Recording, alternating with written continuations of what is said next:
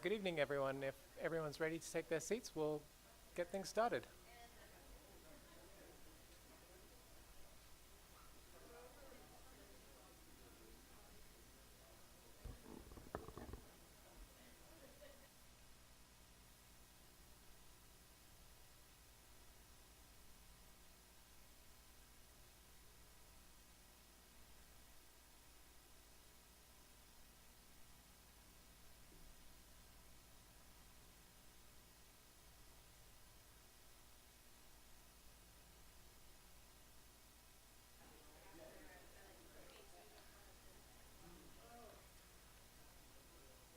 All right, let's get this kicked off. I know everyone's been anxiously waiting for Herb and Peter. Good afternoon, everyone. My name's Chris Ryder, and I'm the Executive Director of CPAWS Yukon. I like that I needed to look at the note to see my name. I'm going to be your MC for tonight. So we have the privilege of presenting two incredible speakers tonight, Herb Norwegian and Peter Sizek. So it's a privilege for me to be able to introduce them tonight. Before we begin, though, I'd like to take a moment to acknowledge that we're guests here on the traditional territory of the Kwanlindun First Nation and the Hwech'in Council, and that it's a privilege for me to be able to live and exist in this beautiful territory.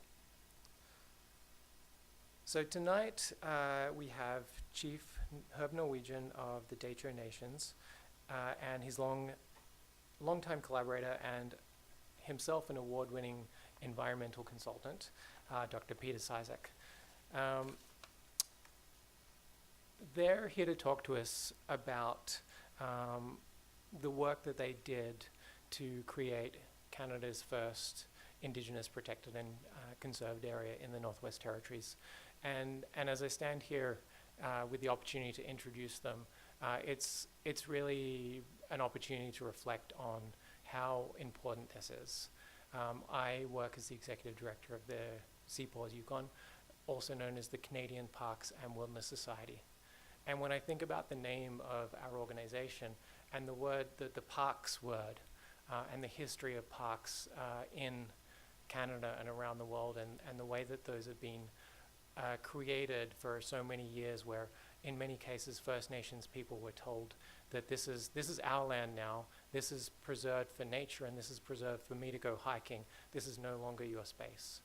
And when I think of that history and how far we need to come in order to truly do conservation in a way that's meaningful for the future and for future generations, one of the first and most important steps towards that future conservation is Indigenous Protected and Conserved Areas. And that's why, for me, to have these guest speakers here to speak to us tonight in Whitehorse is such a privilege, because I really see them as people who've broken ground for the rest of us who work in the conservation sector. And I think tonight I'm excited because I think there's going to be so much that we can all learn from them. So I hope everyone here is as excited as I am, and I hope you enjoy the presentations. And I'd just like to take a quick moment as well to say hello. I'm going to wave at the camera because hopefully we've got some people here who have joined us on the live stream from across the Yukon and in Yukon's communities. And hopefully the people who are joining us tonight are the people who will be inspired for new ways that they can protect their own traditional territory in a way that's been led and directed by First Nations. And our role as the NGO community, as I see it, is for us to support you in the work that you want to achieve. So with that, I'm going to hand over to Herb and Peter. Thank you so much for coming, and I look forward to your presentation.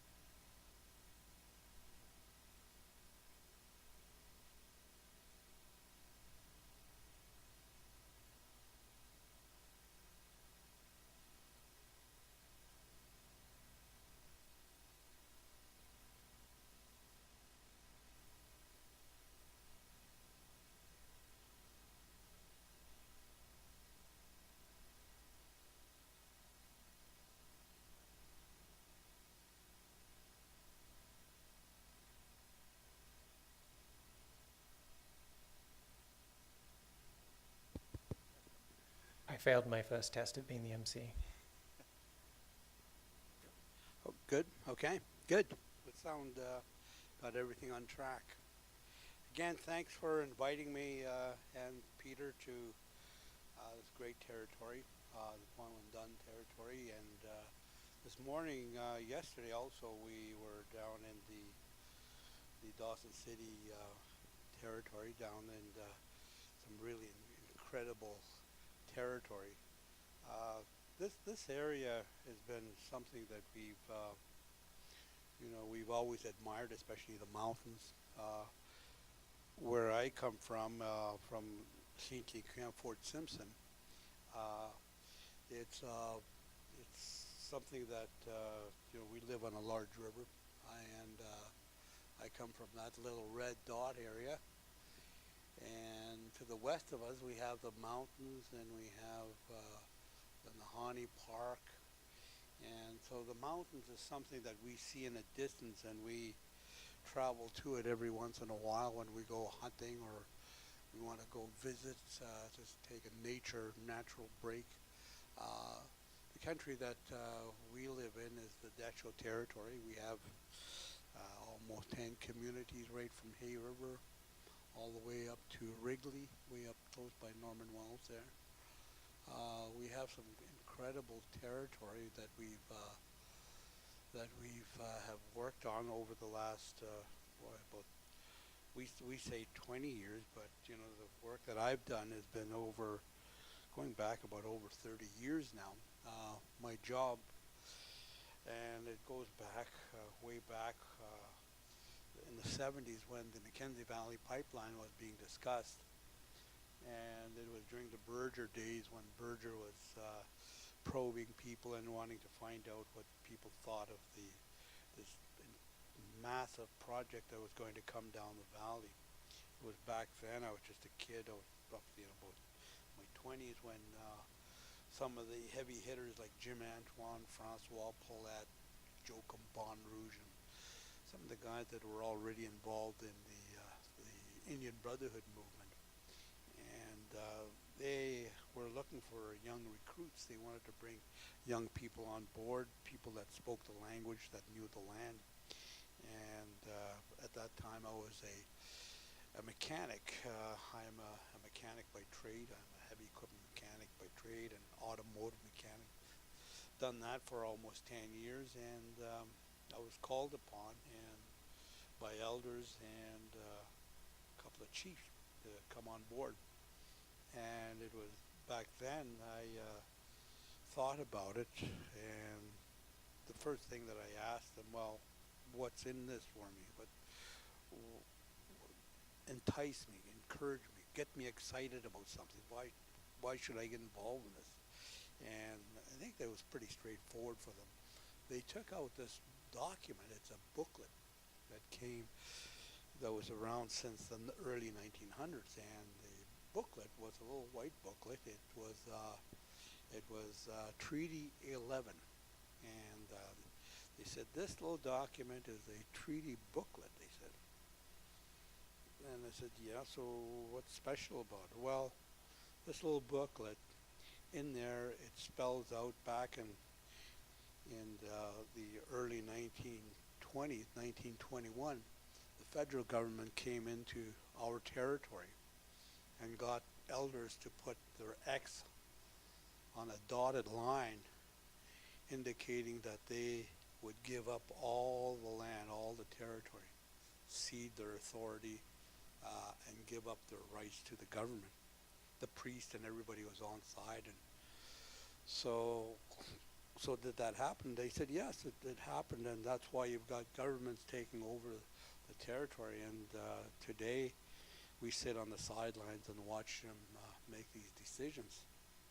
So why am I part of this? Well, why is this document being brought up? Well, they said that's interesting because if you go to this back page where all the chiefs had signed the document or fraudulently X's were put on there on their behalf, they said there's one name here from Fort Simpson, they said, that you should take a look at.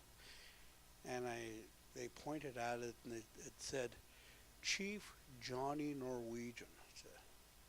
I said, Johnny Norwegian, that's my great grandfather. I says, tell me about that. Well, he's the guy that they claimed he had signed this document.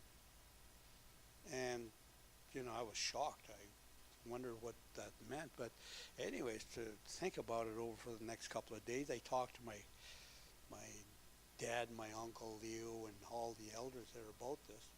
And they said, yeah, the priests back in those days went along and, you know, got the governments to go into communities and got them to sign these documents. And my grandfather, Johnny, was also on the sideline, and he negotiated 3 days with Conroy and his team, and he didn't want to sign the document. But the long story is that it was a generational thing. It was something that happened a long time ago, and immediately I felt attached to it. And so that's what drew me into this. And it didn't take long for me to get into it. It was something like about, you know, we went to these great assemblies, assemblies where people, you know, we still had a lot of the elders that were alive then, and, you know, they were just hammering tables and just making these incredible speeches about the passion of the land, the love for the land, how all of this was transferred to them, and they still have this, you know, this power that they have to continue to speak for the land and to continue to take. Nothing was ever taken away from us, and we will stand firm. You know, it was those kinds of things that they talked about time and time again, and I saw this. I mean, I'm just a young kid here, about in my 20s, and right away I was attached to it. I felt it. I knew what they were talking about, and so it wasn't long that I started getting into it, and I understood immediately what it is that they were talking about. So my role as a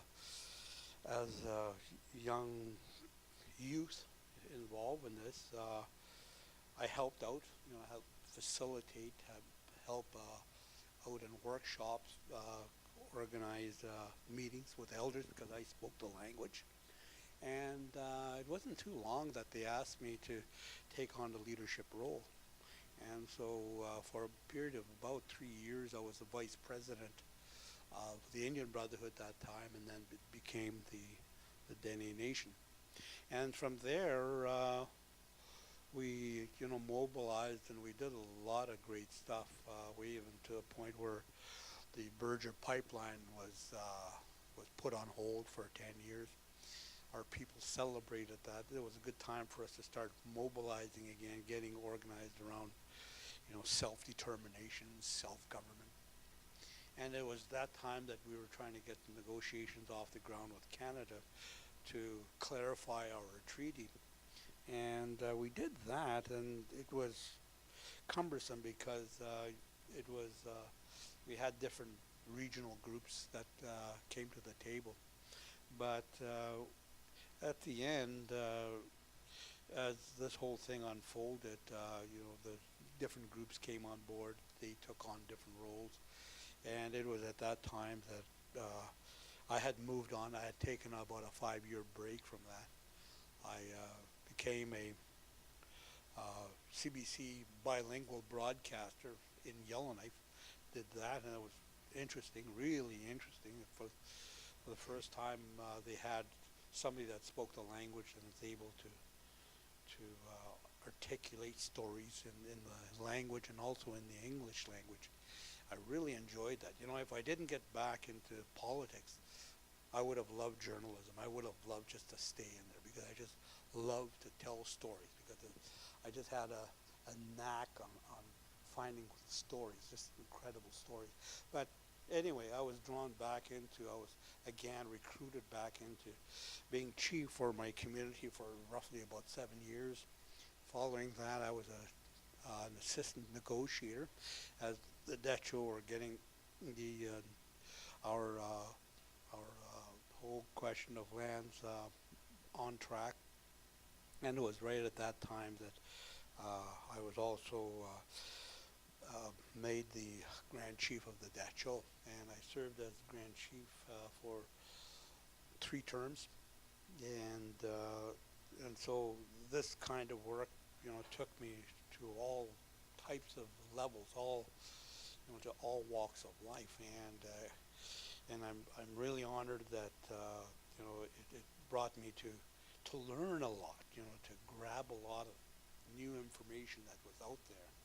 And so the stuff that we're doing, Peter and I, that we're doing now, nicely ties into this, because it goes right from day one when I was, recruited.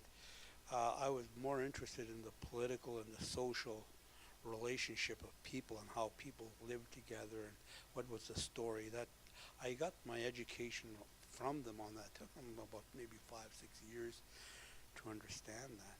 But then when I became chief, I immediately needed to find a purpose, something that we needed to grab. And it was one of the meetings that we had in our earlier days in Fort Simpson when I was a chief. We said, well, it's great that we can do blockades, we can stop development, we can go out there and tell developers that this is our land, but we need to take it a little bit further. Let's talk about the kinds of tools that are out there. How can we actually start using these tools to our advantage? And it was around these campfires. It was at a Kelly Lake. It was at a Kelly Lake meeting, and I think it was about 1993. We had roughly over 70 of our elders that were still alive. We brought them together and we had this campfire discussion. And we said, this is, you tell us that this is our land.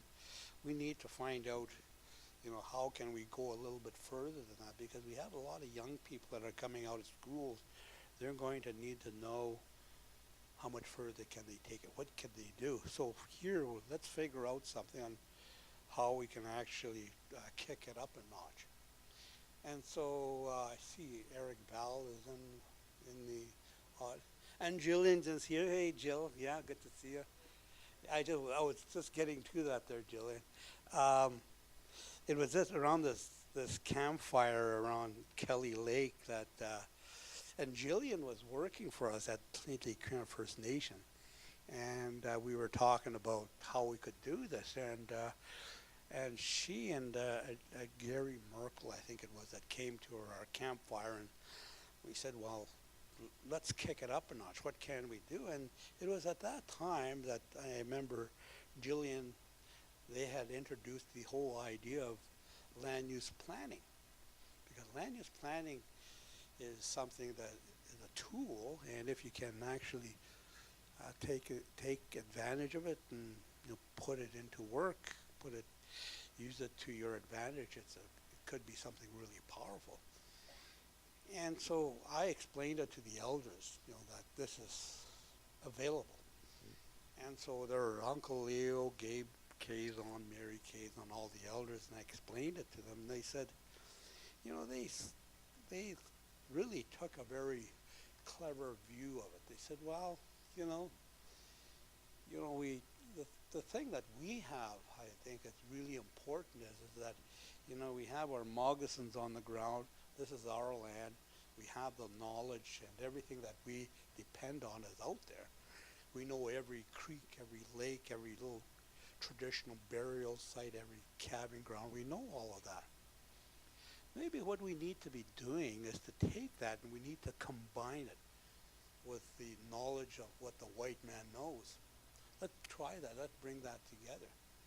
And we had that discussion and we wrapped it up.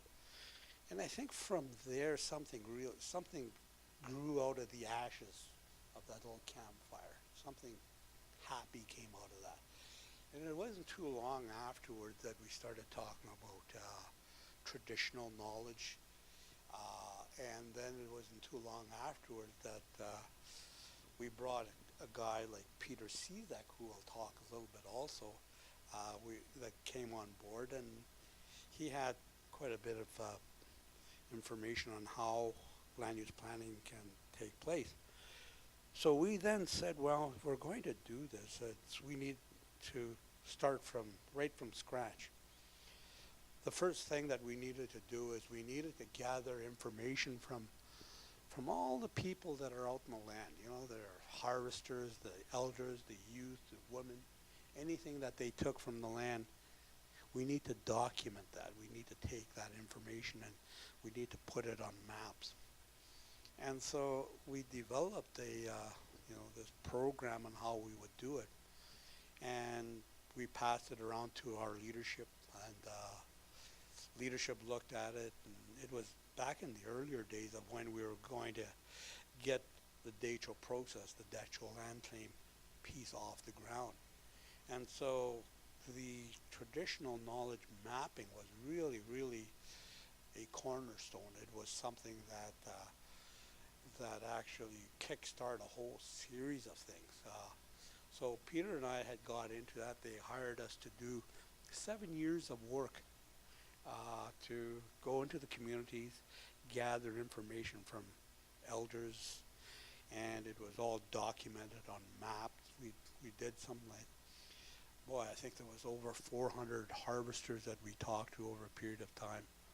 And once we've completed all the maps, we had then compiled it and sent it out to a digitizer who had actually put it together. And lo and behold, something like about 3 months later, he got back to us and said, you guys come over to Yellowknife and I've got it all set up exactly what you guys wanted.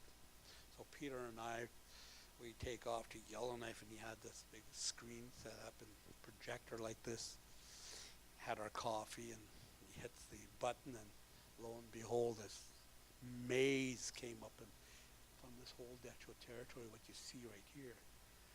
This trails and dots, and there was lines and circles of all the information that we've gathered.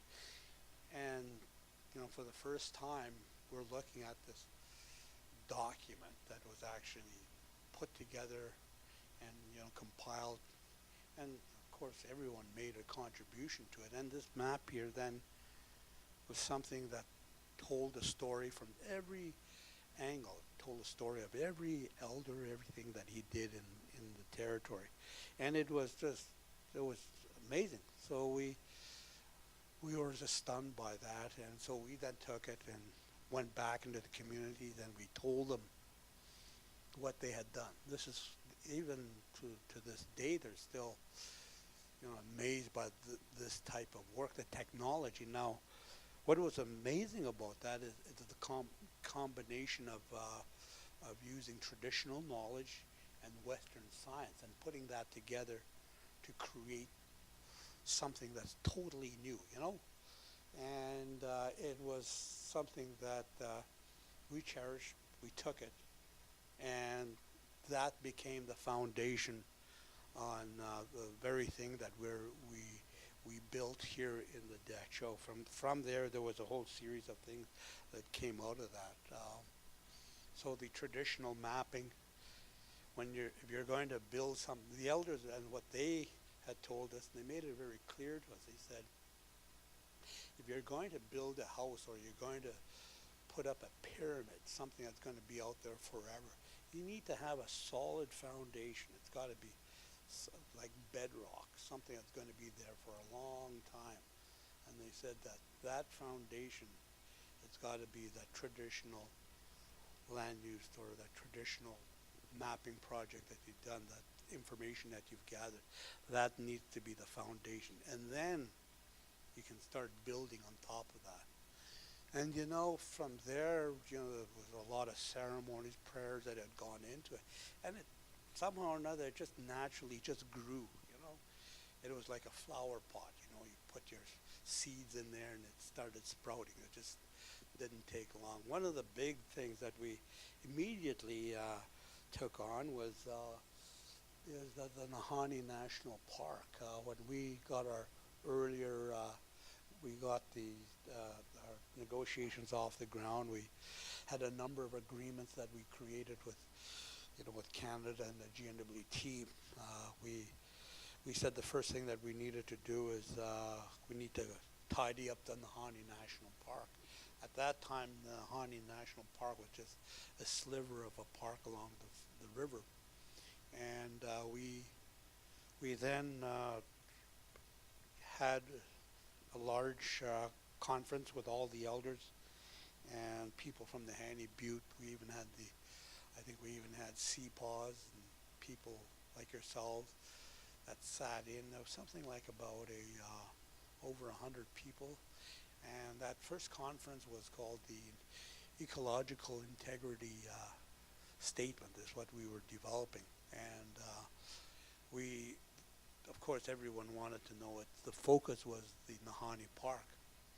And so the first thing that people wanted to know is, what is it? Give us a little bit of a history. So we immediately got into that. And so what would be the best way to wrap up this park? What can we do? So then in the language, they asked me, Herb, could you do something for us? Tell us, what are the options? What does it look like right now? Well, option number one is just to continue to hang on to your sliver of a park that you have. I mean, not, it's already set up, but it's the reserve. The second option is Parks Canada had done some work on the park where they actually had some areas like the Ram Plateau, little blocks that they thought were really important that needed to be attached to it.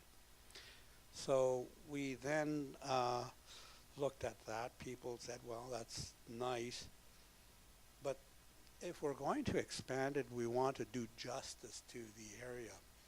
The most important thing that we think needs to be taken care of is the water, the sacred water. So we said, okay, well, we think it's pretty straightforward to do that. So again, we broke, and a group of us, the elders, sat down with this large map of the Nahe area. And we said, well, if you're going to protect the water, you need to draw a line around the entire watershed area, the high mark, the land, the divide. And so this is what we ended up doing. You see the red line, that was the line that we drew around the Nahe Park. That became option number 3. And so we got back together, and then we told, explained to them the 3 options. And then they said, well, what's this other one? Well, that's the watershed option. People from the Hani Butte wanted to protect the entire watershed, and if we're going to do justice, this is the way to go. And, the elders that were there for the first time stood up and just basically said, this is what we're going to do. This is the one we're going to go with. It's not as though that where they went to Parks Canada and said, could we do this? You think it's okay that we could create it? That wasn't the language that they used. They just said, we're going to do it. This is what we want. And so, the direction was very clear. We got the Hani Butte people, elders that went with this. We even had the leadership that were very clear on supporting this. So from there on, Parks Canada, then we met with parks officials in Ottawa. I remember a really nice old gentleman that I don't know if you people are familiar with Parks Canada. Some of you might have worked with them back in the earlier days, but there's this old gentleman that we met with. He was the CEO of all parks across Canada. His name was Tom Lee. Old guy, really nice old guy. And we sat down and we cajoled, and we just, and it was very straightforward. And so, okay, Herb, so what is it that you guys want to do? Well, we want to do what our elders told us to do. We want to protect the entire watershed, and we need you guys behind us. You need to be behind us to support this whole thing. After all, Parks Canada can't do justice just in working with that little sliver of a park. That's not good enough. You need to encompass the entire watershed so that you can have some idea of how you can manage the whole system. And so we went on and on and on. And Tom, we need you on side. And he was very casual and very straightforward. And he said, yeah. He says, I can do that. He says, I'm going to be around for the next 2 years, and it's going to be, I'll make it my priority to get this thing on track for you. And so, by the way, he says, what kind of a relationship are we talking about here? He says, well, I says, it's not this type of a relationship where I'll be coming to you and asking you for support. I think it has to be bilateral. Oh, he says, interesting. Explain that part to me. I said, it's got to be a partnership approach. Oh, partnership, really nice. Yeah, I like that. Yeah, partnership. Yeah, he says he's writing this down. He says he's giving instructions to his staffers in the back. There's partnership, guys. This is where we're going to go. And then he asks us again, what kind of partnership? Well, so then I had to be clear with him. I told him that it's got to be capital P partnership, not small p. Great, great stuff. That's what I wanted to hear. And from there on, just using that kind of language and that kind of rapport and having that discussion, it just took off. It wasn't long that we had a consensus team group set up, made up of First Nations, parks officials. I think we even had CPAWS that was on the committee there for a while too, representing the public. And so the whole thing just took off on its own. And today, we now have, I think it's about 6-7 years now that the park has been fully expanded 6 times. So that whole piece of work came out as a result of the traditional work that we had done, the foundation that I talked about. The other pieces that we've also were able to take on was this last fall we had just signed off an agreement on the Edéhzíe. The Edéhzíe is almost equivalent to the Hani Park, although it's not in the mountainous areas, it's in the lowlands. But this area here is roughly about 3,000 feet high. And when you're in Simpson, you look across the Mackenzie River, you see towards the east, you see this blue haze in the distance. And it's the Edéhzíe, and this is what you're looking at. Now, the Edéhzíe is interesting because it has something like about almost 50 fish lakes on top of it. No creeks, no streams, nothing runs into it. And it has this plateau and it's pristine water that's on top. The only water that it gets is from rain. And so we were able to have a long discussion about that. We said that area also needed full protection. And so we were able to then again work with Minister McKenna and her group. And this work also was going on in parallel with the Hani work that we were doing. And so Hani was wrapped up, we got that done. Now the Edéhzíe was also a big priority. It fell off the table a couple of times and it came back on. The Conservative government was there. They didn't like protected areas because there's potential for resource development underneath. They wanted their clause in there. But, we were just consistent. We were just steady and holding our line.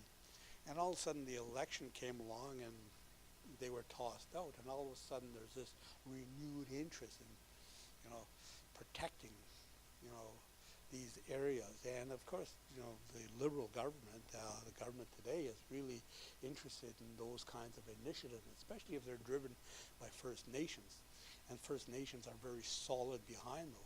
So McKenna and her office were very forceful and said, well, let's get it done. It was, I think, 2 years ago. 2 years ago, I was out boating up around Fort Providence with my boat there, up in your territory, Mills Lake area, and I was there, and I stopped in Fort Providence for a quick visit, and I got this phone call. It was a beautiful August afternoon, and it was Minister McKenna. She phoned. She says, Herb, I'm in Yellowknife here, and she says, I'm in here for a couple of initiative other meetings here. She says, and you know, I want you to come with me and fly up to Edéhzíe tomorrow morning. Well, I says, I'm in Fort Providence here. I says, I would have to boat over to Yellowknife, which is about 4 hours, 5 hours. Either that or I'll drive. Either that or else you'd have to fly me in. Don't worry about the flying in. I'll have a plane there tomorrow morning, 7 o'clock. You be at the airport, jump on, come to Yellowknife. It's pretty straightforward. That's the kind of people I like working for, eh? Yeah. So right away, I'm off to the airport next morning, and here's this twin plane lands. And I jump in, and we take off to Yellowknife, land there, and we take off to the float base. And here's Minister McKenna and her crew. And there again, you know, this very happy young lady, and we talked about what it is she wanted to see, and so we take off, and we flew to the Edéhzíe, and we flew the perimeter of it, and I pointed out some very key areas of the whole Edéhzíe, and she was just touched by that. And I said, well, we got to land. We just can't do this by flying over. And she said, okay, well, let's land. Where do you suggest that we land? I said, well, we got to land at Willow Lake cabin there. Willow Lake is up on top of the hill there. We landed there with the Twin Otter, and it was a beautiful day. It was just a pristine day, and we landed there in this sandy beach. You know, you could looking towards the east. There wasn't a cloud in the sky. It was about 11 o'clock in the afternoon, and myself and the Clean Shows, a couple of the representatives were there also. I gave them a presentation of why this area needs to be protected. You take a look at this water here, look at the sand, you look at the land. You know, this place is, it's almost like an altar. It's the reason that it's needs full protection is because back in the old days, people, when they lived down in the lowlands, there must have been thousands of them, and they would deplete all the resources, the moose, the caribou. But then there would have to be a time when they got together and said, well, this is too much. We got to go to the plateau. A lot of them would, you know, make a pilgrimage. They'd pull each other with a sleigh, pack each other. The poor little dog teams are almost in rough shape in the middle of winter, and they would get up to this area here, and they would get to the Willow Lake area, and there's one place particular in Willow Lake that they congregate, and right in the middle of it must have been really harsh lifestyle, because they're walking with their snowshoes, breaking trail, and you know, some elders would be really sick, and they'd be pulling them along, and there'd be a caravan of people just moving along in this middle of the winter, something like about 40 below. They would get to this spot. It'd take something like about maybe 14, 15 days to get to this area. And they would get to this 2 points on the Willow Lake down at the far end. And there, the ice, when the rest of the lake, the ice would be about 5, 6 feet thick. But this particular place, the ice is only about 2 inches thick. And they would take their little bone chisel, they'd go walk to the ice, and they'd poke it. And when you're hitting the ice, you could tell solid ice. But this is not solid ice. It almost sounds like a drum. You could hear a hollow sound, and they'd walk, and then they say, yep, right here. Cut a little hole, and a little dog team would come there, and everybody was there. They'd ask around and say, who's got a net? Yeah, we got a net. So somebody would have a bundle. And those nets, we're not talking nylon net, we're talking about a willow bark net.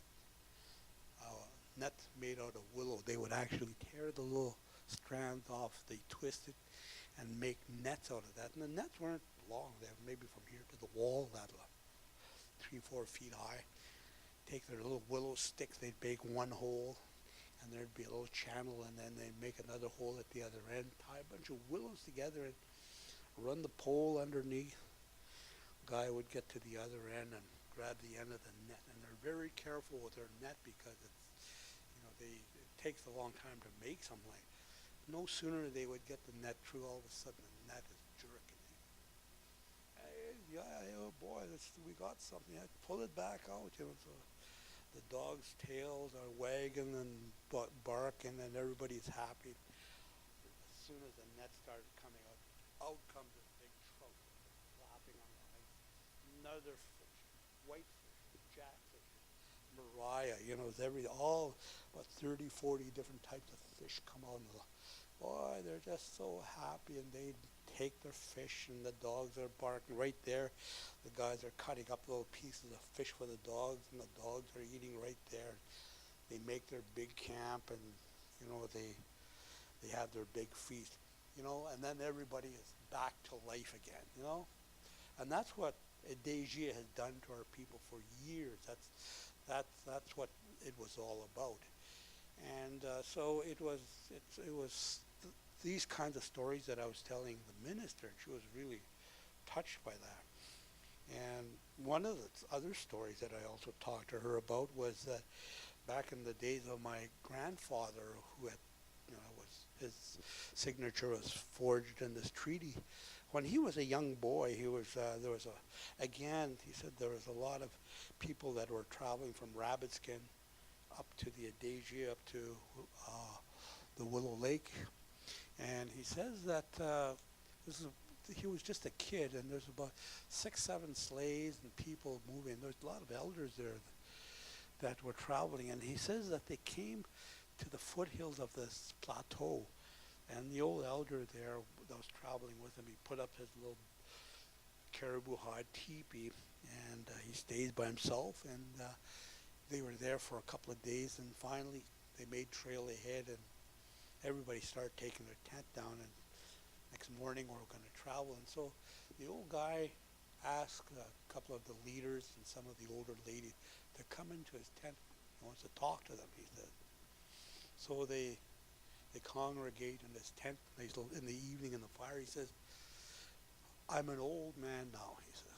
"I've come a long ways, and I'm really glad that you all took care of me all my life coming to this point. I think this is the end of the line for me. I can't travel anymore," he says. "When you go tomorrow morning," he says, "pack up your sleighs and your tents and everything, and I will have a lot of food here for me. I have my little wood, and I want you guys to go. Don't look back, just go. And once you leave for about 2 years, don't come back to this area. When you're coming back early in the spring," he says, "bypass this area and go back to Rabbitskin. Nobody come here in this area." And anyway, my grandfather's thinking, well, why would he leave him there? Poor guy. Maybe he's just going to build something better. And being a kid, he never thought about what it is that he was going to. Anyways, he says that later on, about 3 years later, he says, in the wintertime, he was hunting moose with snowshoes, and he came to the area, he says. Remember that old guy had his teepee way up in the hill there? "I'll go check it," he says. He went over there with the snowshoes, and he gets to the teepee site there, and there's just the teepee poles that were up. Snow was covered in that whole area. There was nothing there, he says. He went inside the teepee where there was the fireplace, and there was a lot of snow. There's no wood, don't feel nothing, he said. Just teepee poles. He never ever figured out what happened, but anyways, he goes back to his mom and dad's, I guess, and told them that he went there. Oh, they said, the old guy was right. He said he was going to travel on this journey, and he was going to take off. So what probably happened was, you know, he probably passed away inside his tent, and then let the nature, let the elements take care of it. And so there was nothing left. There wasn't even clothes or birch bark or anything that was left behind. And it was just nicely left. The only thing was there, just the empty teepee poles that were still standing there. And so, you know, the moral of that whole thing was that the elders that have used a place like Edéhzíe for eons have used these places, and a lot of them have just literally just withered away. You know, they've done their journey, they've done their work, and they're so happy that they come to these places. And a lot of these areas along these fish lakes, you see a lot of burial sites. And what they're actually doing is they're laying their life down. They're laying their life down so that young people can come along and continue that journey and continue to move forward. So the elders that have laid their lives down in Edéhzíe are almost like little cobblestones in there. And the young people are walking through there with their mugs and continuing to do what they've done. And that's the really important part of it. And I was telling the minister that, and she was very touched by that. And so it was those kinds of stories that you know, just drove the minister and drove people that really supported, you know, the CPAWS, you know, all the other world wildlife that gave us full support and did everything that they could to get the whole Edéhzíe protected. So last fall, we had the minister sign off the agreement, and so now we have another area that's fully protected, and we still have a number of other initiatives that are equivalent to that that we will be looking at to get full protection. You'll see that Samba Day, the Trout Lake area is one of them, where it takes in the entire watershed of the people from Trout Lake. You also have Tatlina, Kakiza.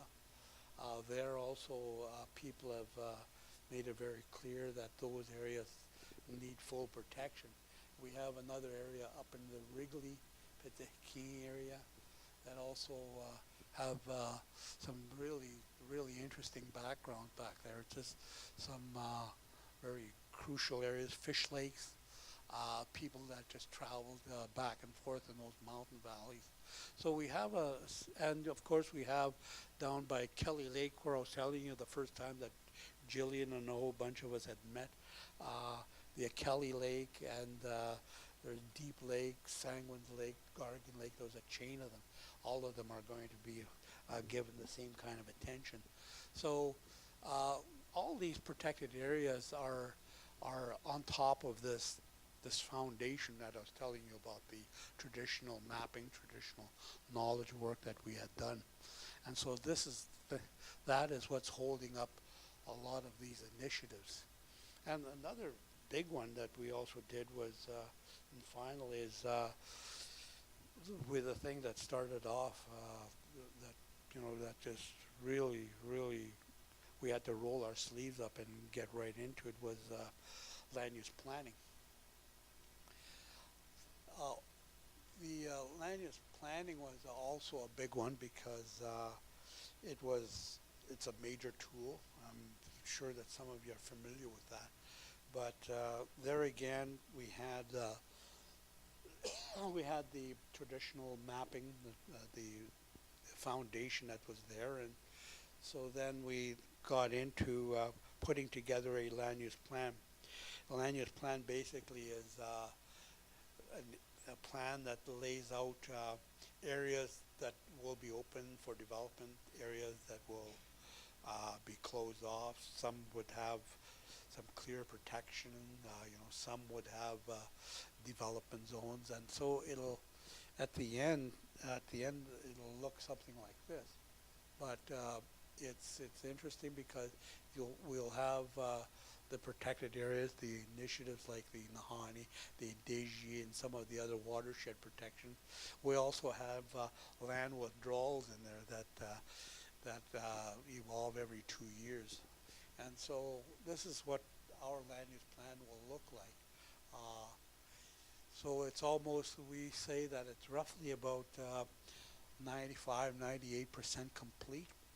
And land use planning is interesting because what it does is it lays down ground rules on how development will occur. In other areas, this is going back about 20 years ago, 30 years ago, uh, there was no plan. Everything was run by the Department of Indian Affairs, and they're the ones that gave out licenses, they gave out permits with very little consultation. So we took that and we said, well, you know, you need a better tool than that. You need a public tool. So we're able to convince governments to develop a land use plan. And so this plan we've been working on for over 15 years. And it's a public land use plan initiative. We have Canada that sits on the committee with us, the territorial government that sits on there with us, and ourselves. And we meet every 4 months. Peter Cizak was also fully involved back in the earlier days when we brought it to surface. And so it was something that was also very exciting because it's a tool that we will use. You know, it's something that people will be able to, young people are starting to take advantage of it because a lot of them want to go to school, you know, and they want to become biologists, want to become wardens, and they want to know a little more about their land. What is it that we have that's interesting? We explain to them, you know, we're way ahead of a lot of other First Nations because, you know, we have these protected areas in place and the possibility of other ones yet to come. And on top of that, we have a land use plan that'll make things a lot more clearer for developers and people that want to operate in our territory. So it's a pretty serious undertaking.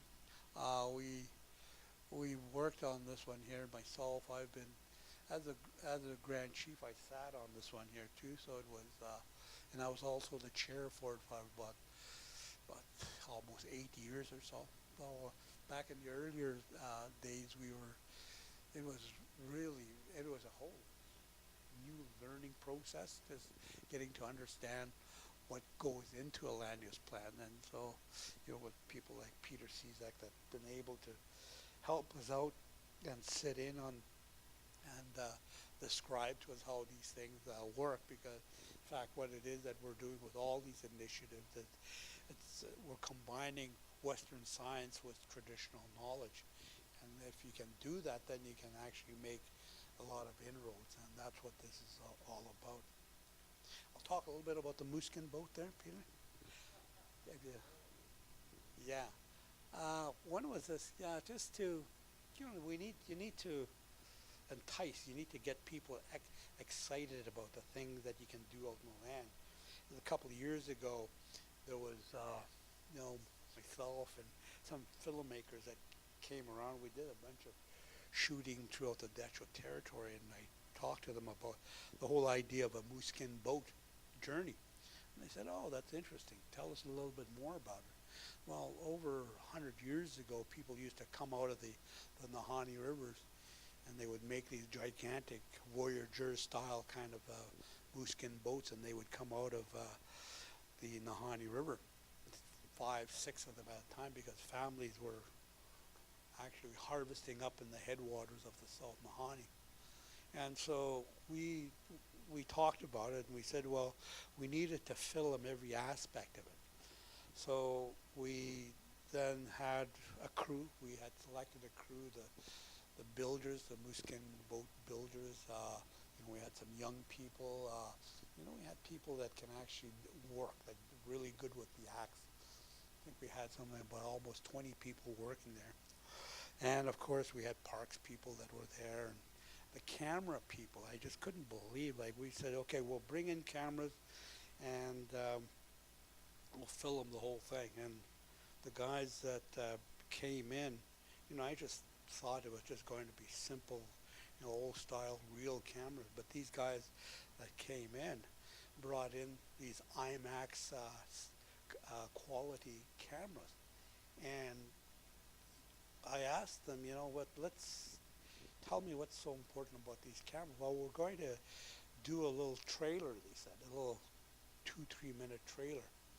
And they did some shots of the Virginia Falls when we were up there. We did some small promos. And they had these cameras that were just incredible, massive ones that things would come alive with it. And they were able to take some really incredible shots of the water, and they played it back. And you're looking at the water, and then you look at the image of the camera. The camera, for some reason, does something to the picture. It actually just almost jumps out at you. It comes alive. And the guy that I worked with is Jeff Bowie from out of Toronto, and he was explaining how these cameras work. We need to go high quality, density, top quality camera. And he says, just to run those cameras, we're probably looking at, over $1 million budget. And well, so what is it that we're going to capture? Well, we're going to capture the construction of the boat, the sewing of the moose hides together, the actual framing of the boat, the draping of the hide over the boat, and the journey and the storytelling that goes with that. And the type of cameras we're going to have is we're going to have about four different cameras. Some of them are going to be stationed on points down the river, about 2 kilometers. Some of them across the river, on each side. And we'll probably have another boat coming alongside with a camera. So the whole boat, the whole journey is going to be, it's going to be shot from different angles. And on top of that, what we're going to also do is we're going to have about 2 different drones that are going to fly over.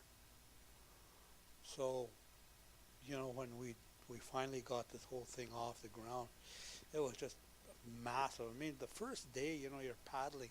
When we were paddling with this boat, you're constantly looking around. But in the evening when we got together, and they said, well, you guys just paddle. Don't worry about the activity. Just concentrate and paddle.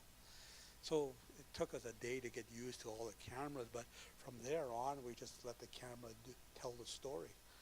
And it took us something like about almost over 15 days to build a boat. The interesting part of building the boat was the actual sewing of the moose hide, because you're looking at 12 moose hide. The hides had to be scraped off.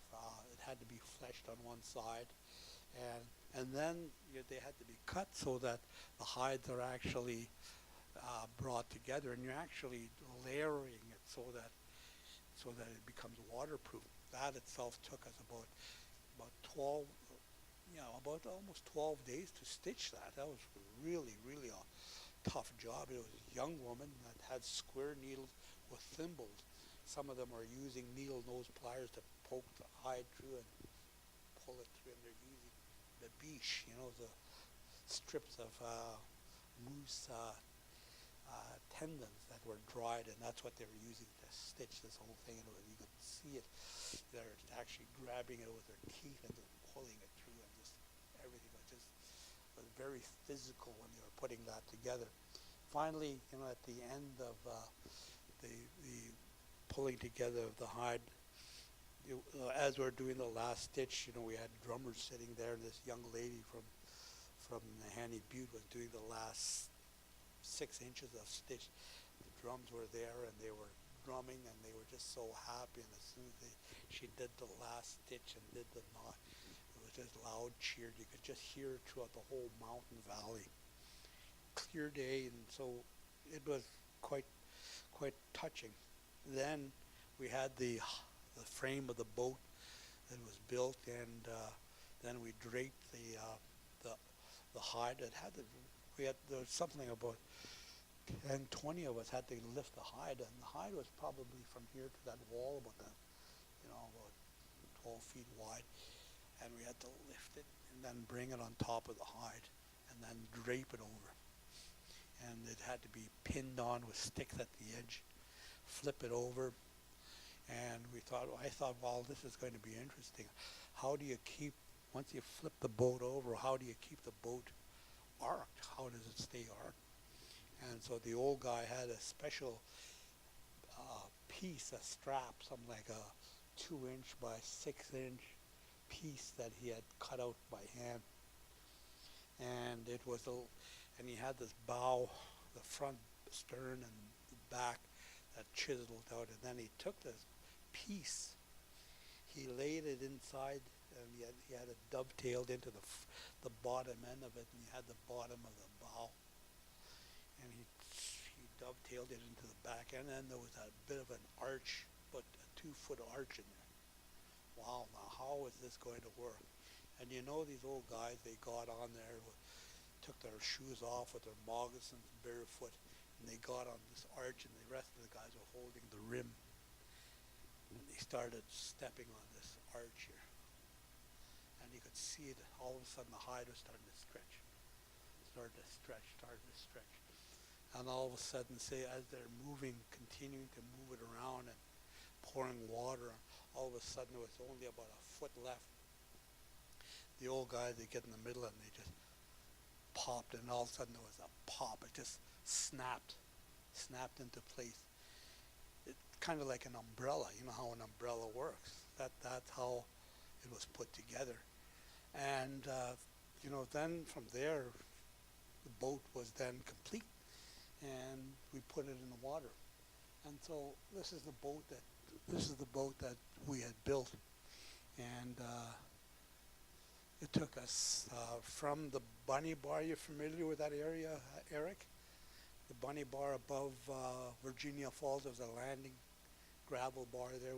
That's where we built the boat. It took us something like about 6 days to paddle, because we had to stop at Rabbit Kettle, a place that's sacred also.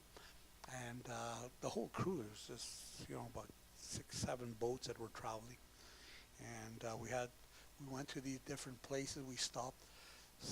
This one is the Ragged Range, the Cirque of Unclimbable, some of those areas. We also went to, stopped at the Rabbit Kettle, Gaitha. The big story was also, this is the big dramatic piece, was we're coming down the river here, okay? Everybody's saying, well, okay, so what is here before us? Well, they said there's this falls. Whoa, okay, wow, who's going to be sitting in the boat for this one here, you know, right? So anyways, there's this dock, so we pulled in and we said, well, we got it all set up already. In the old days, what they used to do is they would make these slipways, and it would be right from the other side of this mountain, and they would make the slipway all the way down to the bottom here, down below, and everyone would have these rawhides, ropes, and you know, they'd have to slide these boats along the slipway, and it'll take maybe about over 10 days to bring in, you know, 4 boats like that. Everyone would slide it down. But anyways, this is what we were telling them. This is how it was done. They said, boy, oh boy, how we're going to do this, because there's sidewalks and everything that's there. Well, no, we got it planned out already. And so we told all the young people there to grab the moose hide and bring it up into the docking area with the choppers, you know, slinging their fuel barrels and stuff. Bring the boat into that area. And no sooner as they were doing that, we had this massive helicopter that came in, right? And they said, wow, helicopter, this is going to be wild.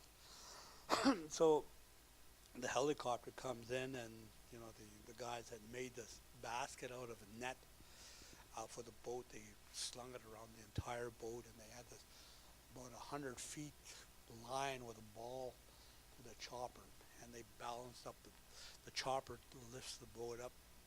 You had to balance to make sure, and it was a clear day, and finally everybody gave the thumbs up. Yep, good. The chopper just lifts. You know, there was just this incredible feeling of lifting, you know, this gigantic boat. It was almost a vision like from the movie Apocalypse Now. Remember that they're hauling in? It was that kind of vision. And here here's the sun that's shining with a halo around it, and you can see this massive boat being lifted and slowly slinging it. Didn't spin around, it just slowly turned. It was almost like it was alive and it was happy. All of a sudden it takes off and then goes over the falls. And about a few minutes later, they did drop the boat off below the falls, and that's where we left her for the next 2 days. But the work after that, the real physical work, packing stuff, all the gear. We brought most of the stuff with the helicopters to slung the stuff over, but most of it, we needed the people there to experience the pain and then experience the labor that goes into this kind of thing. So it took them about 3 days to bring all the dry bags and just about everything that they had down below the hill. And from there we started our journey, and we stopped in Hani Butte. I think it took us about 5 days from Virginia Falls to Nahe Butte, and from Nahe Butte we did another 2 more days from Nahe Butte into Fort Simpson. And by this time, the whole community and people in the territories had already seen the Facebook stuff. The stuff that just blew their minds was this whole thing of this helicopter lifting this gigantic, incredible boat, lifting it. I mean, it went all over, and they wanted to see that. And when we came into Simpson, it was, the whole riverbank. If people have been in Simpson, there's a drum circle. That whole area was packed with people along the shore, on the riverbanks where people had to look out, and there was cheers as we brought the boat in.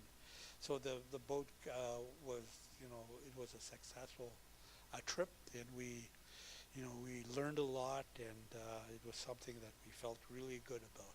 And we're hoping that, I was just talking to Jeff and the guys that are actually the producers that are pulling it together, and maybe we think that maybe the film should be almost complete in February. And in February, it'll be televised, and we will probably promo it during that time. And of course, there are different countries that are interested in getting possession of that. The Japanese are interested in it, the Germans.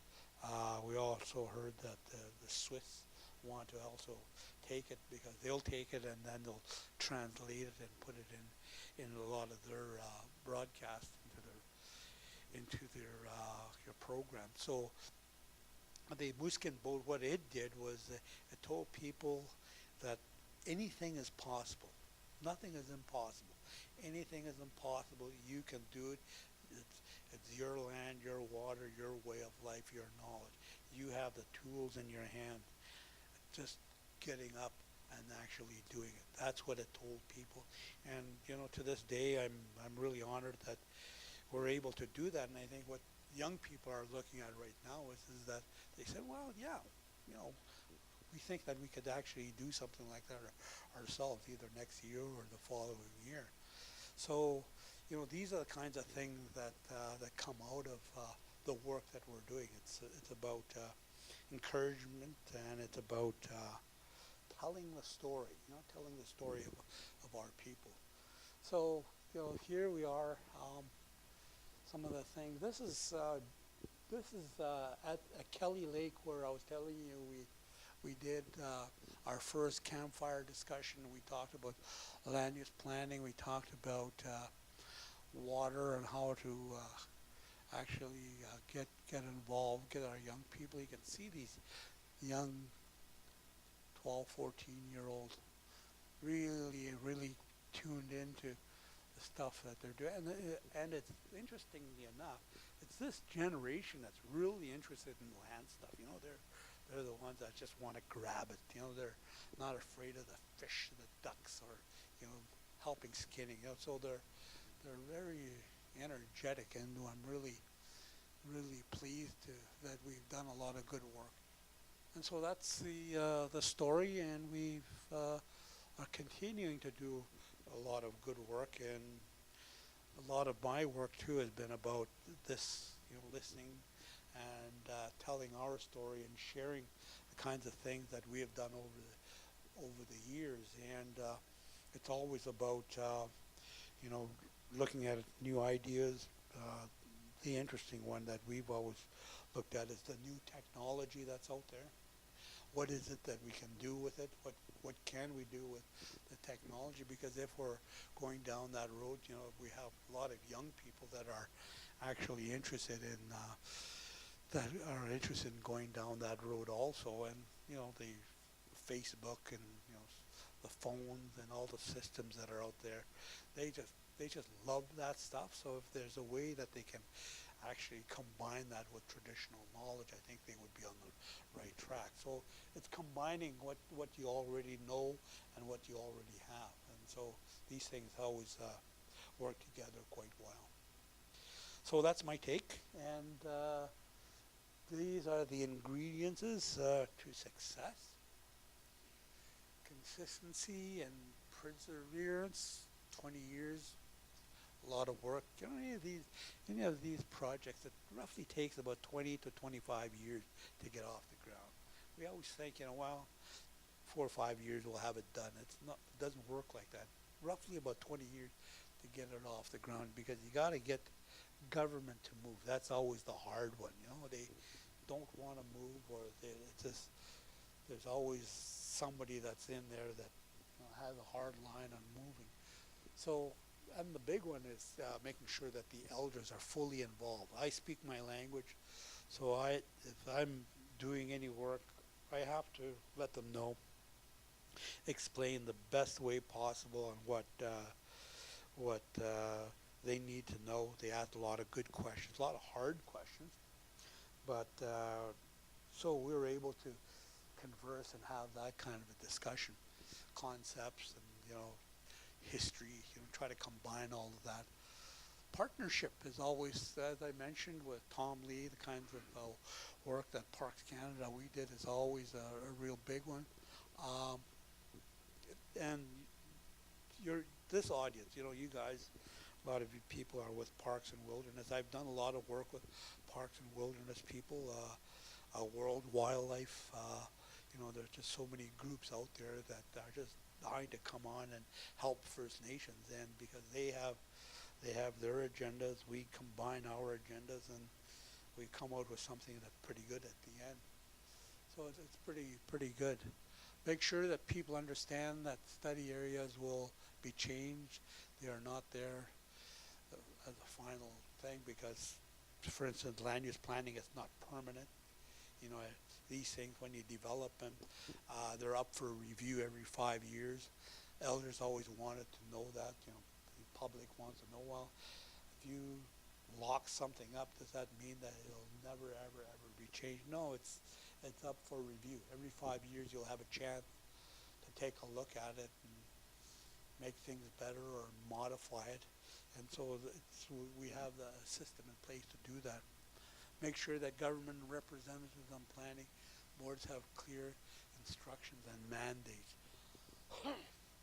And of course, we blew it the first time around on land use planning, because when we did the first land use plan up to 2006, we had governments, Canada and GNWT, that had representatives sitting there with us, and we were just railroad tracking and just moving right along. And these guys said, well, you know, these are the protected areas, these are the development zones. What do you guys think? Is this okay? Yeah, we have no problem. We're all on side, you know, and on and on and on. But then when it came the final day to wrap it up and to make a decision on it, the Dehcho First Nation, we took the final land use plan that we've completed in 2006, brought it to the Assembly. The Assembly approved it. They put their hands up. Everyone had approved it, and it was well accepted. Then it had to go to governments. We said, well, we got a unanimous decision. Territorial government looked at it and said, no, we don't. We want to put it on hold. Canada had done the same thing, and then we find out that the very guys that were sitting at this committee level really didn't have the mandate to decide on these big ticket items. And so now, any time that we bring people on board and bring people on from governments, we make sure that they have a very clear mandate. It has to be written. We want to see something that's written. They have a clear mandate that they are going to, follow the rule and make sure that everything is slowly coming together. And so that's the real important part of building anything that especially with your partners. You need to have very clear instructions. You have to be very clear on what your involvement, what's your contribution, how you're going to help out. And only then these kinds of things come together. So folks, that's my take, and that's my eagle there. Okay, thank you there, folks. Leave that one with you.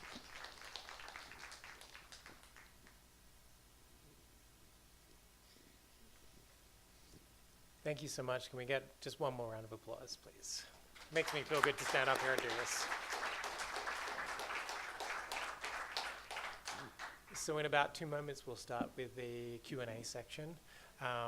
Before we do, a few just quick housekeeping things. One is to say events like this do cost us quite a lot of money to run. It's a privilege for us to be able to do this.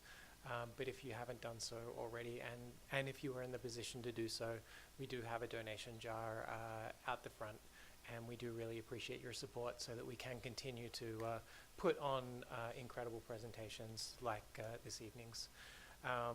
The other thing is we have a number of people who are watching this on the live stream. As we go through the question and answer, we have Adil is on the YouTube site, and he has the questions, any questions that people watching on live stream may be asking. So we'll be looking to Adil to read those questions out. So if you are watching, if you're on the internet, please type in your comments on YouTube in the chat there, and we'll try and get to them. And the good thing is you'll probably push in line in front of the people here, so you get. There's only a handful, so you get great service. So now I'm just going to do a few ground rules for the question and answers. If you ask a question, we will have a microphone. Jean will be walking around with it. I'm not sure where he is. Oh, he's there. So we have a microphone here, so we'll do both microphones.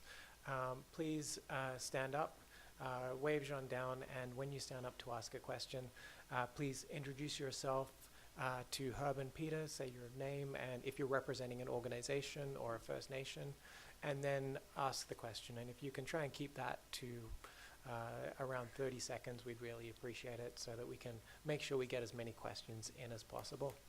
I'm going to take advantage of the fact that I'm here with a microphone already, and so I'm going to cheat, and I'm going to ask the first question. Hi, my name is Chris. I work with CPAWS. My question to you is, as a non-profit, as a conservation organization, and myself and I see a number of other people representing people within the conservation NGO sector, what would you say the biggest lesson from your experiences are for us to be the best allies for you in trying to achieve your goals? Okay. What was that microphone? Test. Yeah, okay. It was an honor to work with many of you. The big thing that I've learned is working with the NGOs and environmental groups is the connections that they have. A lot of them work, in the South, worked with the media. A lot of them are excellent communicators. A lot of them are also involved in these massive organized campaigns. A lot of them also are well connected with government, connected with different departments, and it doesn't take long for them to make the connections. And the people that I've worked with over the years, say the Boreal Institute, the Monty Hummel Group, and the Mary Gransgau, and people like that that I've worked with over the years. And back in the earlier days also, we had Justin Trudeau that was also well connected into these organizations. And so anytime that we were moving forward, we run into a snag, we would find out which group would be the one that would best be able to give us some answers. And a lot of times, they would give us the answers and they would direct us to certain individuals within departments, or then of course they would come to us and they would give us a lending hand in certain areas and something maybe they've learned from some projects before. So for us, the work that we're doing, the environmental groups, the NGOs are really crucial in this line of work. So although it's First Nations lands that we're taking care of, it's your information, your knowledge, the Western science information, the knowledge that you bring, and combine it with traditional knowledge. It's just powerful stuff. So we're really thankful that we're able to work with people like yourselves, and that alliance is a natural alliance because you have this solid principle of taking care of the land, taking care of the water, and making sure that there's going to be a clean future for the young generations to come, and that's the very thing that we're all about. That's what the Dene and right down the valley believe, and First Nations, that's a principle that we stand on, and that's your principle also. So we're natural allies. Yeah. Yep. And that.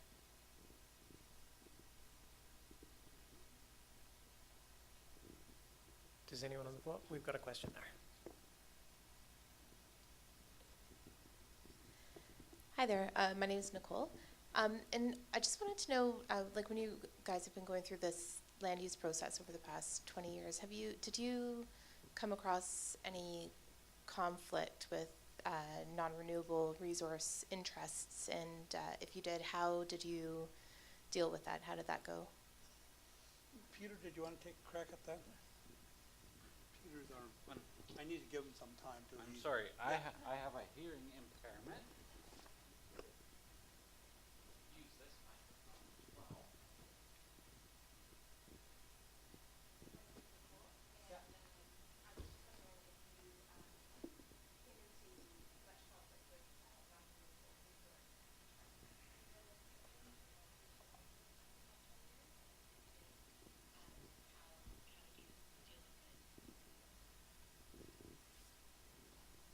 Maybe that's why it takes 20 years.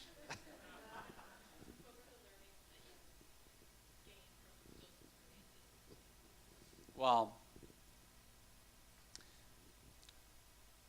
one of the things that's very helpful is to understand the geological data as much as possible, and that's been a steep learning curve for me, not being trained as a geologist, being trained as a land use planner. So the Land Use Planning Committee was able to contract out quite a bit of resource assessment to understand the mineral potential. Now, what government and industry tend to say is that all the land has non-renewable resource potential, and therefore you cannot protect any land. But that's not true, of course. There are independent geologists who will tell you which are the prospective areas. It's very hard to find them, but they do exist.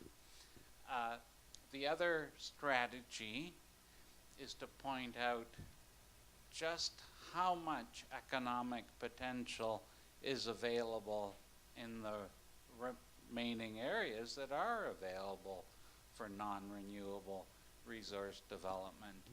And that actually there's an enormous amount of wealth that remains untapped. The other part of the equation is how important it is as quickly as possible to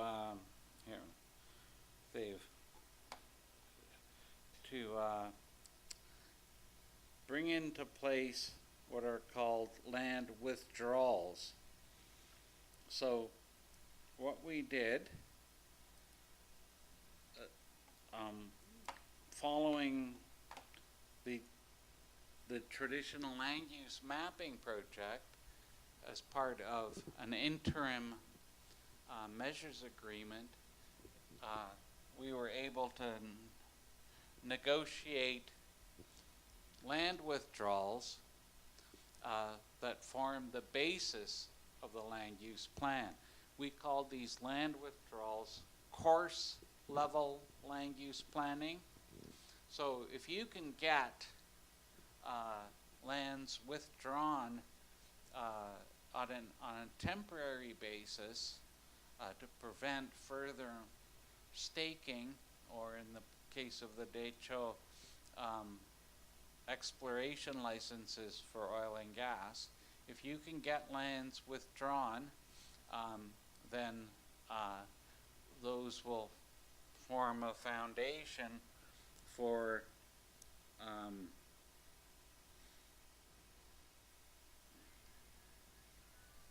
the actual land use planning and the establishment of the protected areas that will take place in the longer term.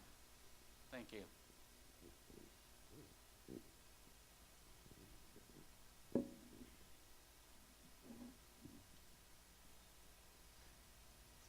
Which one do I use? Maybe this one for it. Like that? Great. I was curious about what policies you developed for new roads and access development. Sure. That remains, I need a microphone. That remains part of some of the outstanding issues in the land use plan. Where's my pointy thing?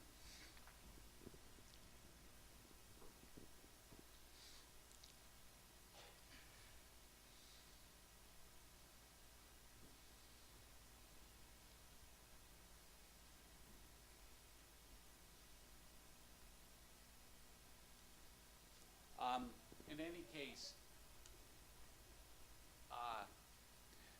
at the moment, government is trying to make a free-for-all for roads and pipelines crossing any of the zones within the land use plan. The Dehcho is saying the existing candidate protected areas and protected areas are off limits for roads or pipelines, but the lighter green areas, the so-called conservation zones, which are the corridors that connect those areas, could be crossed by roads or pipelines under certain conditions, that there are planning studies completed to show that the crossing will be of the shortest length possible, that corridors would be combined so that you don't have a whole bunch of separate corridors, and that specific mitigation measures will take place.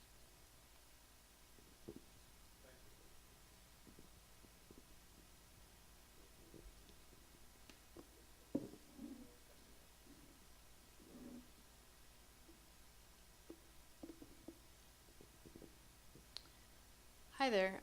My question is just, do you know what percentage of the planning area is proposed for protection within the traditional territory you're looking at?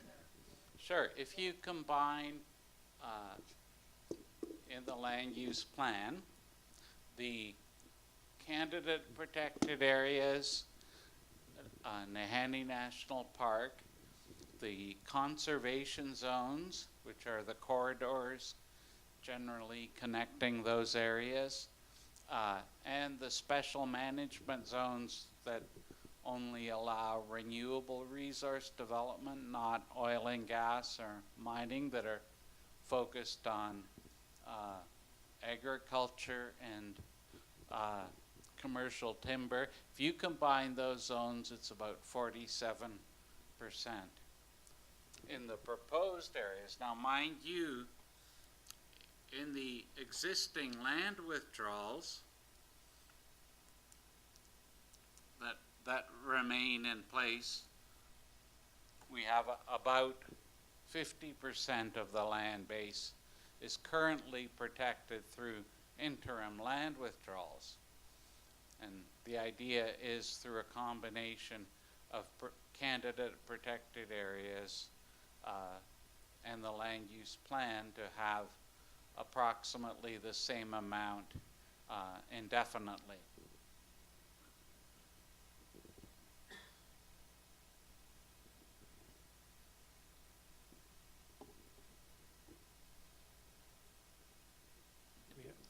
We have a question, and just a reminder to please introduce yourself when you ask the question, Mike.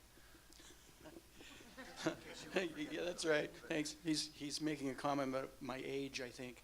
Hi, I'm Mike Walton. I'm the executive director with the Yukon Conservation Society.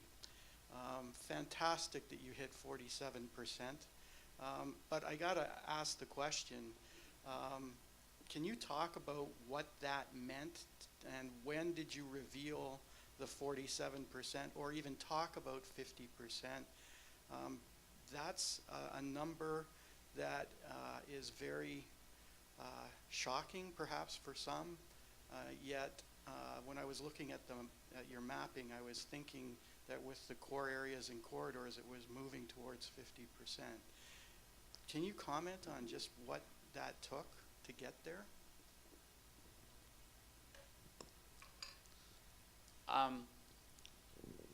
We never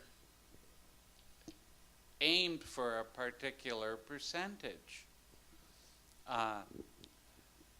The basis of the land withdrawals and the land use plan is an understanding of the underlying needs of the land. So by doing the traditional land use mapping, by doing wildlife studies and inventorying all the wildlife studies that were available, having some custom field work done, by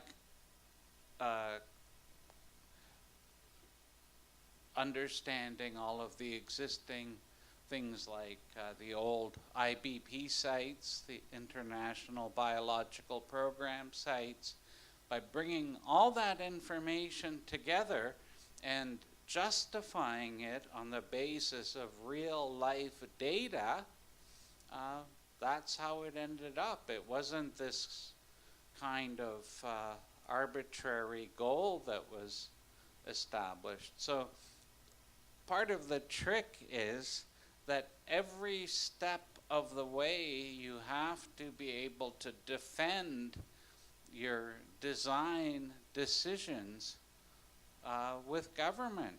I mean, government's not terribly thrilled, or definitely certain factions within government aren't thrilled to see any lands protected. So they have to be constantly justified.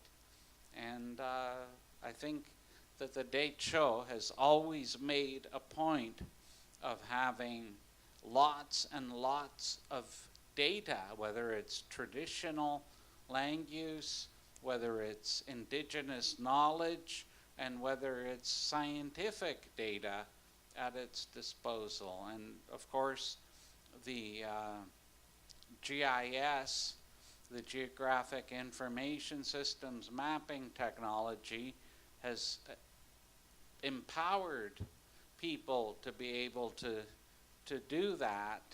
And we started 25 years ago, and the technologies were just becoming user-friendly. And of course, with things like Google Earth, those kind of things, Google Earth and smartphones and GPS, all of those things are now at the disposal of everybody right inside their pocket. So it's quite amazing what citizen science can be doing now. Great. I think we have time for one last question. So,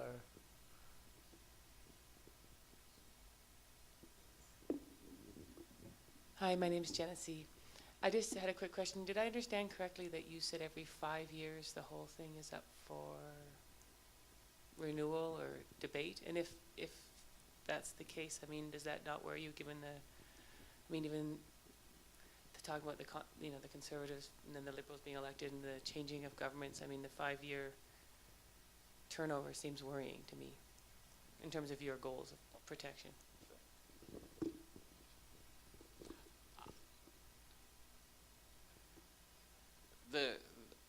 An established protected area, whether it's a national park or a national wildlife area, certainly is not.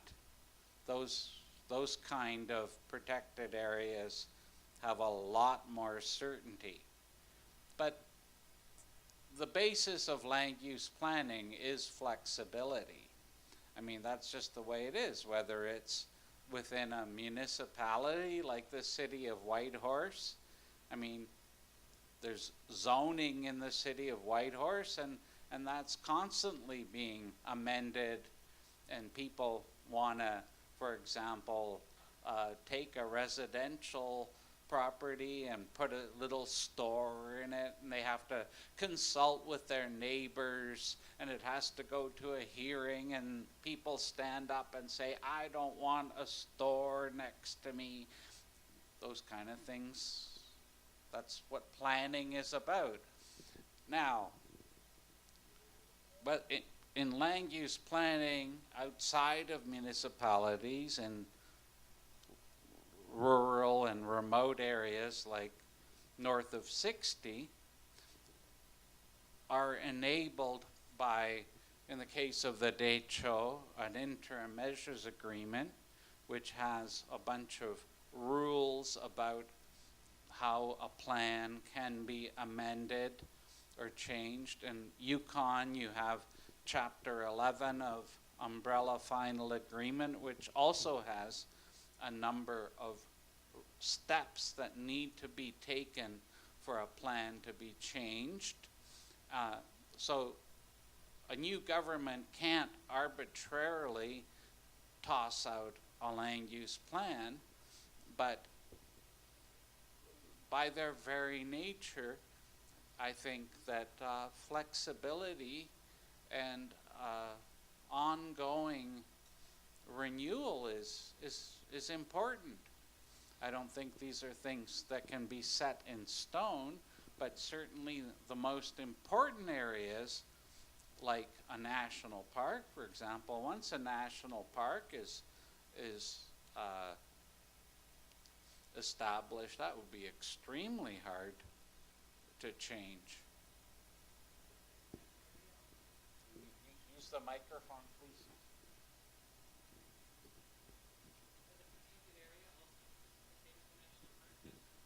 Right. Okay, you have different kinds of protected areas. Okay, let's go back to this map.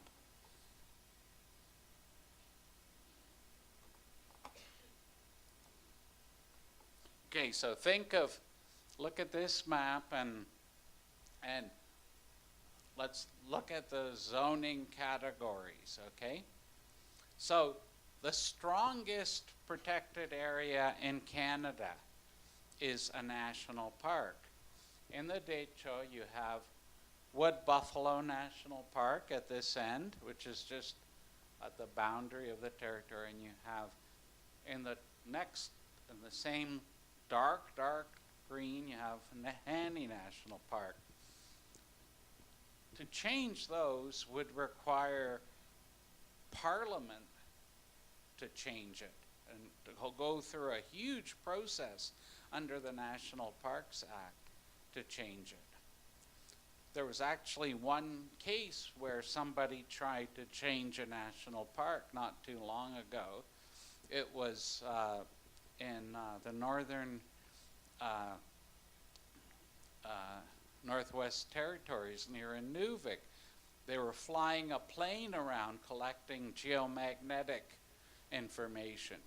And they flew over this national park, and all of a sudden there was a geomagnetic anomaly, and people were staking like crazy around the park.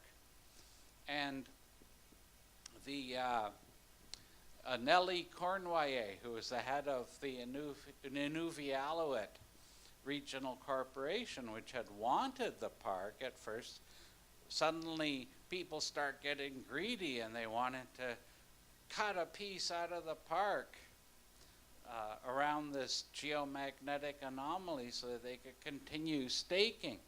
Well, lo and behold, the federal government said, you can't just change a national park like that, even though they had discovered some geological feature. Now, the next strongest level would be a national wildlife area.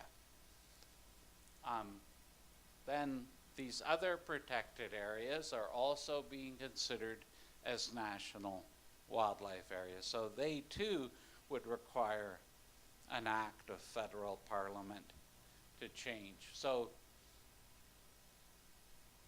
then within the plan you have the conservation zones and the special management zones. Those might be changed, but within the terms of whatever legislation is enabling the plan. So for example, they would have to go to a public hearing. They might require unanimous agreement of the planning board or the planning commission. So there's many different kinds of protected areas, and land use plans also have strong rules about reviewing or changing them. Well, thank you very much, everyone. Before we all exit the room, I'd like to just take one moment to say thank you to Hwech'in First Nation, who are our partners on this event, and without them, this would not have been possible. I would also like to say a big thank you to both Herb and Peter for such informative and interesting presentation that they've given us tonight. So thank you so much to both of you.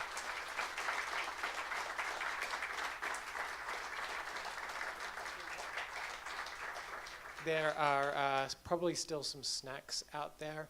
I encourage you to walk away and take some of those snacks. Otherwise, they end up in our office and I eat them all, and that's not a good thing.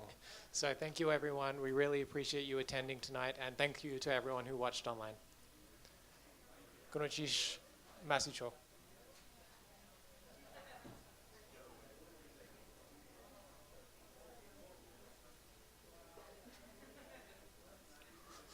Doo-doo.